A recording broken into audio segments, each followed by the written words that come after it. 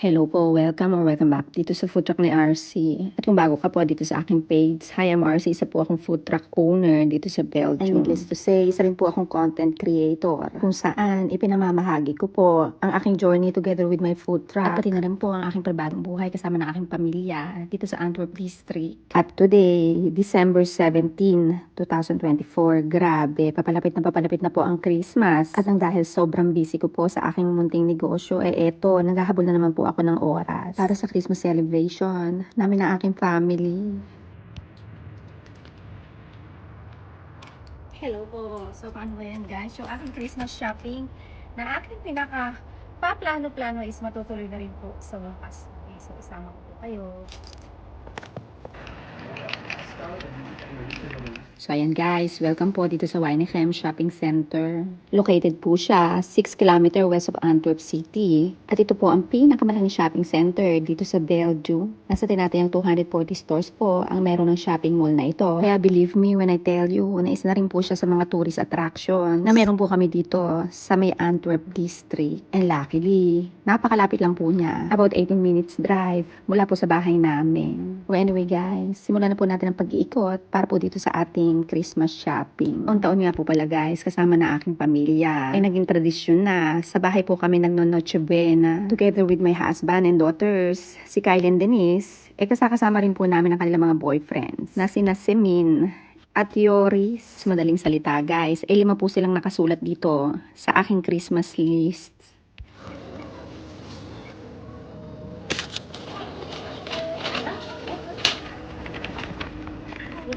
So ito guys, kahit pa paano meron na po tayong napamili. At medyo may kabigatan po siya. Buti na lang, ito pong mall ay nagpo-provide ng mga locker na pwede nyo pong gamitin free of charge. Ayan guys, mag-strawberry milkshake ako kasi parang kulang ako sa sugar.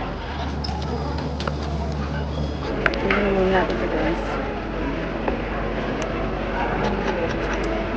Ayan, medyo nahimasmasa na po tayo. Kaya pwede na po tayo mag-move on. At ipagpatuloy po ang pamimili para dun sa 5. By the way guys, grabe, few days na lang po. Pasko na. Baka naman gusto niyo po i-share sa amin. At isulat dito sa comment section kung ano po ang inyong pinaplano iluto para sa inyong Noche Buena. This year, ang plano ko pong ihanda ay ang aking pangmalakasan. Napakatagal ko na pong hindi na iluluto. Ang aking Indonesian rice table. At doon po sa mga hindi familiar sa Indonesian cuisine, ang rice table po nila consists of rice or nasi goreng. Tapos may kasama po siyang meat, fish, and vegetable dishes. Scatcher!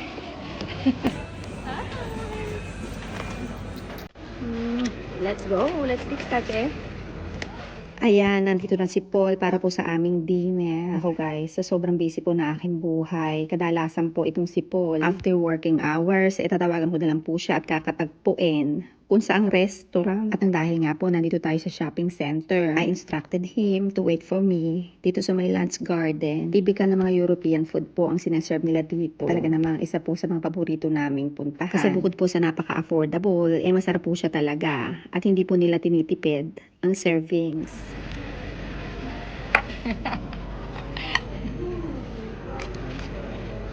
Napakagulo natin kumain, Scatcher. My goodness.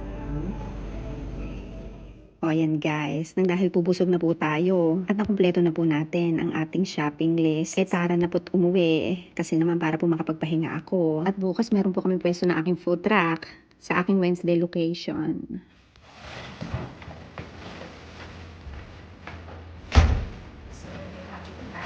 Maraming salamat po sa inyong sa pagtanong.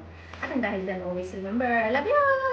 When I woke up, he was still sleeping beside me. Really? Yeah. So, how long have you been Oh my sleeping? god, my hair. How long have you been This sleeping? is Wow. this Oh! is Toby. Hindi ko na. Sino yung isa? Next cat. The other one. Ah, yung brother niya. Sister, brother, I don't know. Okay, I love you. Bye. Thank you, bye. Is that a game for Christmas? No.